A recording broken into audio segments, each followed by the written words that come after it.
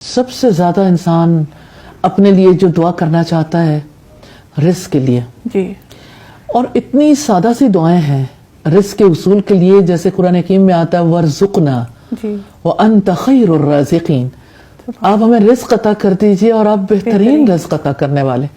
تو یہ وَارْزُقْنَا جو ہے نا بذات خود یہ بہت بڑی دعا ہے. جی، اسی طرح سے آپ دیکھیے کہ اولاد کے لیے لوگ بہت زیادہ پریشان رہتے ہیں، اولاد کی اصلاح کے لیے. ماں باپ کے نافرمان ہو گئے، بات سننے کے لیے تیار نہیں، ماں باپ کی عزت نہیں کرتے، ماں باپ کے ساتھ برا سلوک کرتے ہیں اور سیدھے راستے پر نہیں ہیں، تو کیا کریں؟ میں ایک سادہ سی بات بتانا چاہتی ہوں، کیونکہ نبی صلی اللہ علیہ وسلم بھی اسی طرح گائیڈ کرتے تھے. آپ سجدے میں اپنے بچے کا نام لے کر یہ دعا کر سکتے ہیں، اللہم اہدی، آگے نام لے لیں، احمد یا بلال یا محمد یا کوئی بھی نام، بچی کا ہے، بچے کا ہے. سجدے میں جو دعا کی جاتی ہے قبول ہوتی ہے. اللہم اہدی کا مطلب ہے اللہ ہدایت دے دے. اور اسی طرح سے اپنے بچوں کے لیے علم کی دعا کرنی چاہیے، اصلاح کی. جیسے بہت ہی خوبصورت دعا ہے اور اس کا چھوٹا سا حصہ ہے، وَأَصْلِحْ لِي فِي ذُرِّيَّتِي إِنِّي تُبْتُ إِلَيْكَ وَإِنِّي مِنَ الْمُسْلِمِينَ، میری اولاد کی اصلاح کر دیجئے. وَأَصْلِحْ لِي فِي ذُرِّيَّتِي، میری اولاد کی اصلاح کر دیجئے. اور اولاد کی اصلاح کے حوالے سے یہ پتہ چلتا ہے کہ بندہ خواہ کتنی بھی کوشش کر لے، اصلاح تو اللہ تعالیٰ نہیں کرنی. جی بالکل. اور دوسری بات یہ کہ جو غلطیاں اس سلسلے میں ہوئیں اولاد کے سلسلے میں، اللہ تعالیٰ ان سے درگزر فرمائے. اور اولاد کے سلسلے میں انسان سے غلطیاں ہوتی ہیں، انسان کو پتہ نہیں ہوتا، بعض اوقات انسان غلطی نہیں کرنا چاہتا، لیکن پھر بھی اللہ تعالیٰ کو ایک چیز ناپسند ہوتی ہے، انی تبت الیک، میں آپ کی طرف توبہ کرتی ہوں. تو اللہ تعالیٰ سے توبہ کرنی بہت ضروری ہے، کیونکہ انسان بعض اوقات اپنی اولاد کی محبت میں اتنا مبتلا ہوتا ہے کہ اپنے رب ہی کو بھول جاتا ہے. کتنی نمازوں پر اولاد کی وجہ سے اثرات آتے ہیں.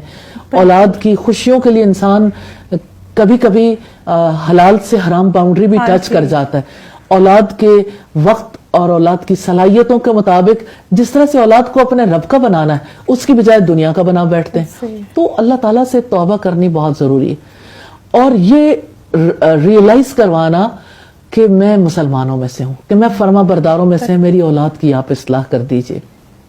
اسی طرح اولاد کے لیے جو دعائیں کرنی ہے اس میں اولاد کے لیے اللہ تعالیٰ سے علم ضرور مانگنا چاہیے، دین کی سمجھ ضرور مانگنی چاہیے. اولاد کی دنیا اور آخرت کی بھلائی کے لیے دعا کرنی چاہیے، ان کے بہترین رزق کے لیے، اولاد کی اولادوں کے لیے دعا کرنی چاہیے. اللہ تعالیٰ توفیق دے ہمیں کہ ہم اپنی اولادوں کے لیے اتنے مخلص ہو جائیں کہ ان کے لیے اپنے رب سے دعائیں مانگیں اور سجدوں میں دعائیں مانگ سکیں. اسی طرح سے کتنی زیادہ ضرورت ہے اس بات کی کہ انسان اپنے اعمال کی قبولیت کے لیے دعائیں مانگے، اور پھر اپنے والدین کے لیے دعا مانگے، جیسے رب ارحمہما کما ربیانی صغیرا، اے میرے رب ان دونوں پر اپنا رحم فرما دینا جیسے انہوں نے بچپن میں مجھے پالا تھا، محبت کے ساتھ، شفقت کے ساتھ. اسی طرح سے اب آپ ان کے ساتھ شفقت کا معاملہ کر دیجئے. اور اسی طرح جیسے دعا جو حضرت سلیمان علیہ السلام نے کی تھی، ربی اوزعنی، اے میرے رب مجھے قابو میں رکھ، مجھے توفیق دے، ان اشکر نعمتک التی انعمت علیہ، کہ میں تیری ان نعمتوں پر تیرا شکر ادا کروں جو تو نے مجھ پر انعام کی ہیں، وعلی والدیہ، اور جو میرے والدین پر انعام کی ہیں، وان اعمل صالحا ترضاہ، اور یہ کہ میں ایسا نیک عمل کروں جو آپ کو پسند آ جائے. تو دعا تو مومن کا ہتھیار ہے، سہارا ہے، دعا ہی تو عبادت ہے.